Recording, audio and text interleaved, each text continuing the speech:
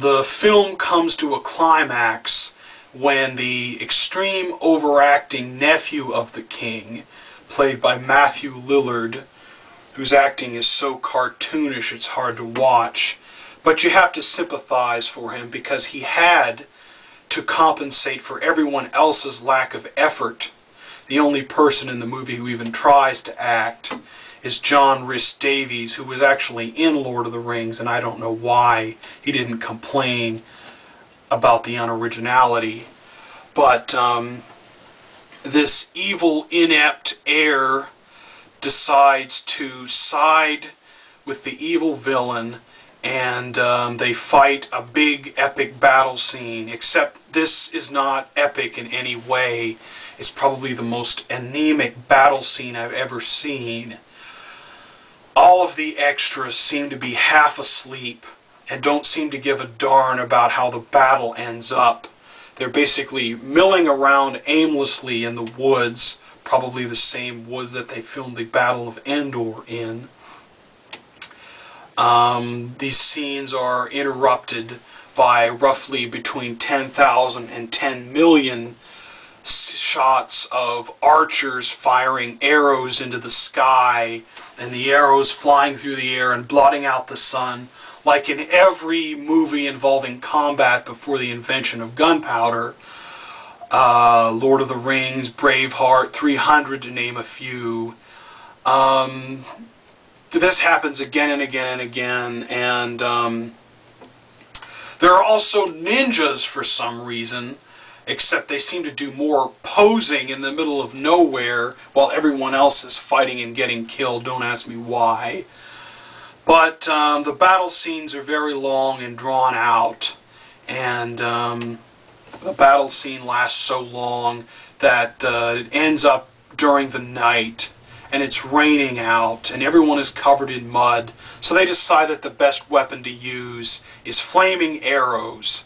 I don't know how the fire keeps burning in the pouring rain, but I don't know. I don't know if Uwe Boll has any brain cells left. But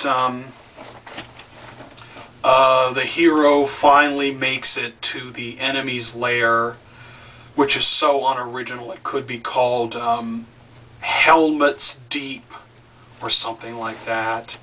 And I won't give away the ending to you, but it involves a one-on-one confrontation between the hero and the villain.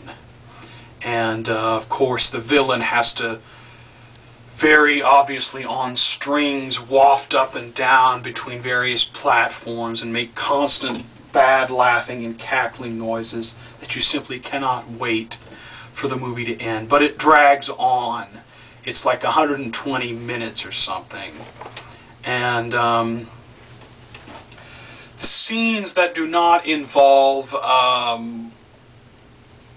farmer or fighting or bickering at the king's court seem to center around the various Ninja Turtle Krugs marching around and being led on by various horse-mounted orc things who never fight. They just wave blades around, who are apparently controlled by the wizard when he stands in a cloud of smoke and makes constipated, straining faces at the camera.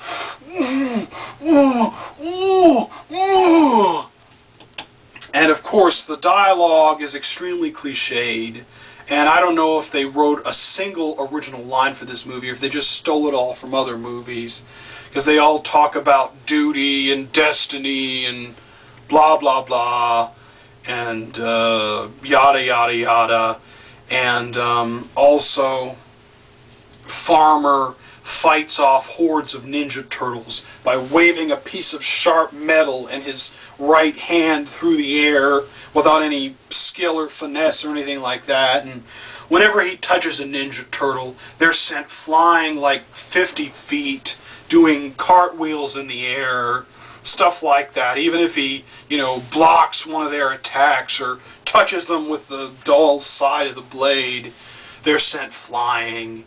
and the action scenes are very goofy, and I laughed a lot when I saw them. This is a very goofy, over-the-top movie.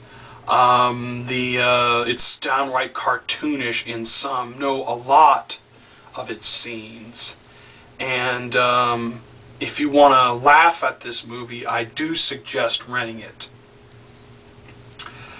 The soundtrack, I think they only wrote one song for this entire movie because the background music never changes. It's always this loud, bombastic, orchestral score, and I think most of the time they seem to have some kind of screaming violin or something in the back that really gets on your nerves.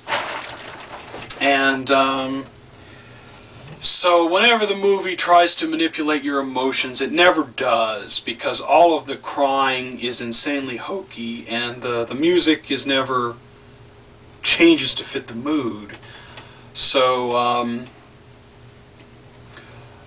and when the characters, some of the characters die off, you don't miss them. You're just glad that they're not going to recite their terrible dialogue anymore. And when the movie ends, you feel greatly relieved and pretty happy that you managed to get through all 2 hours of that. And if this is Uwe Boll's best movie, I'm terrified to see his other movies. And I have no idea why he still keeps making movies. And one more thing, if you're expecting a good epic fantasy tale, if you're a fan of The Lord of the Rings, or if you're a fan of Dungeon Siege, do not rent this movie. Stay far away from it.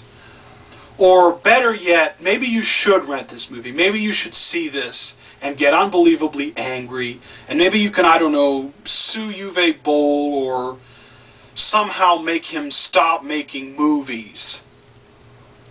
That's all for now. Thanks for watching.